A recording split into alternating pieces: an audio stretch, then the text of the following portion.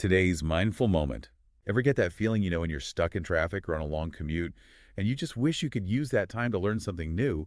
Well, what if I told you you could actually nourish your mind, even on the go? Imagine, if you will, a man worth billions. On his very last day, he decides his fortune, all that money, won't go to his children. Wow. Yeah, it's a wild thought, right? What could possibly lead someone to make such a, dramatic move? That's what we're looking at today, the last will and testament of Troy Phelan. Ah, Troy Phelan. A man who built an empire and whose final act was anything but predictable. You got that right. And you've shared some fascinating material that hints at just how this all went down. So we're going to dive into the key moments, the ones surrounding his will and the surprising, to say the least, beneficiary. Right. I mean, this is Troy Phelan, right? We're talking 10th richest man in America. Exactly. And at this, almost the last minute, he changes his will. It's a pretty compelling story. Absolutely. And the information you provided shows that he knew what he was doing right up to the end. Oh, yeah. No question about that. So he takes his own life, but only after going to great lengths to prove he was mentally fit to create this new will. And he did it after very publicly, shall we say, dismissing the previous will that left little to his children. Yeah, very dramatic. So this exploration then is going to focus on the events right before and after he signs this new holographic will based on what you've been able to share. But before we get into the nuts and bolts of it all, the decisions he made, I think it's important to take a moment just to recognize the human element here. I mean, we're talking about huge sums of money, family dynamics. It's a lot. It is, and it really makes you think, right? It does. What would drive a person to these kinds of actions? And what happens next? What are the consequences for everyone involved? Big questions. Huge questions. Yeah. You're talking about a lifetime of building wealth, and then this one decision. Yeah. It makes you really think about the true weight of all that money and the relationships, which, let's be honest, are probably complicated in these kinds of families. I'm sure. So let's get into it, shall we? Let's do it. Okay, so the will signing itself. Your sources paint a picture of a very calculated performance by Phelan. Oh, yeah. And the way he set it all up, really. Like a show, almost. Kinda, yeah. He's got cameras there, lawyers, psychiatrists. I mean, it all points to a very deliberate effort to make sure his last wishes were gonna, stand up. And even the way he answered questions about his children, Troy Jr., Rex, Libigale, Mary Ross, Gina, and Ramble. Oh, but his deceased son, Rocky. Yeah. It was all very measured. Almost like he was acting, A final performance for everyone. That's a great way to put it. Well, he knew they were going to come after him, right? Question his mental state and all that. Sure. So he puts on this very controlled display, like, I know exactly what I'm doing. He gives them just enough information exactly when he wants to. Okay.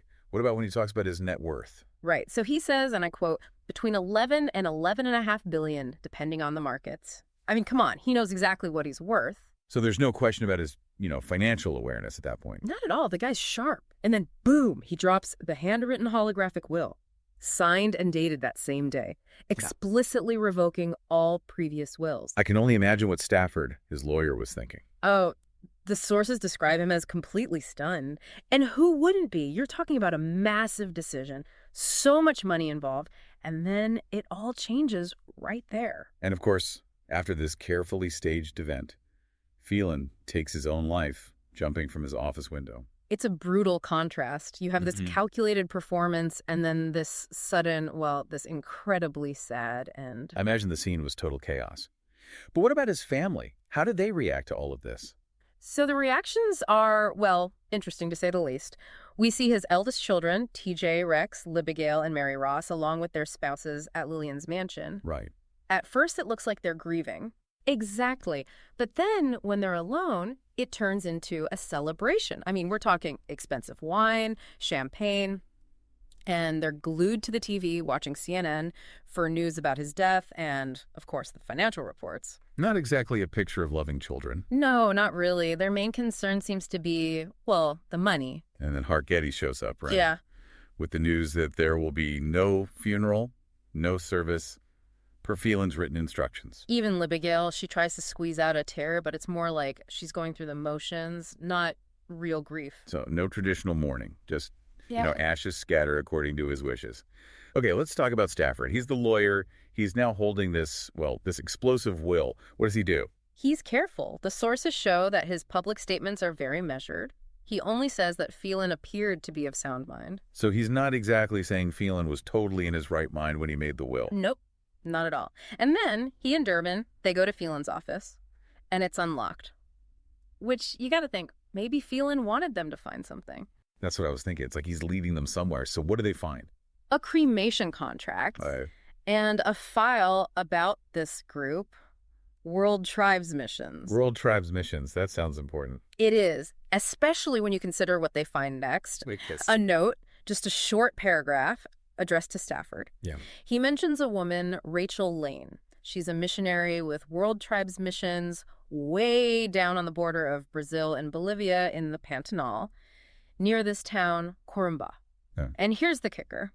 Phelan says he hasn't had any contact with her in 20 years. 20 years. Wow. So suddenly we're not talking about his family anymore. We're talking about this missionary living in what sounds like a pretty remote part of the world. Exactly. And all that money, all those billions are going to her. The sources really highlight how crazy this all is. Right, because there's no, estate planning or anything like that. And the taxes alone will be, well, enormous. It's a huge mystery. Who is Rachel Lane, and what was her connection to Phelan after all this time? So the first thing they got to do is find her. This woman nobody seems to know. It's a worldwide search for a missing heir. $11 billion. Just waiting for her. It boggles the mind. What if she had no idea? Wow. Did Phelan have some, deeper connection to her than anyone knew about? So many questions. What would make a man cut off his family and give everything to someone he hasn't seen in decades? Yeah. What kind of person is she? How will all of this money change her life? These are questions that go way beyond the legal stuff. Absolutely. It makes you think about legacy, what we leave behind and how people make decisions, especially when they're facing their own mortality. It's pretty heavy stuff. It is. For more explorations into the nuances of human behavior and insightful analysis of compelling narratives, check out Mindful Moments and our podcasts, our AI audiobook analysis YouTube channel. And of course, subscribe to stay with us as we continue to unpack these complex, narratives. Share this episode with anyone who loves a good twist. And if you're really intrigued by this story and want to dive deeper, you can purchase The Testament. There's a link in the show notes. As always, we encourage you to think critically about what motivates people and what the consequences of their actions really are. It's powerful stuff. It really is. Okay, until next time. See you then.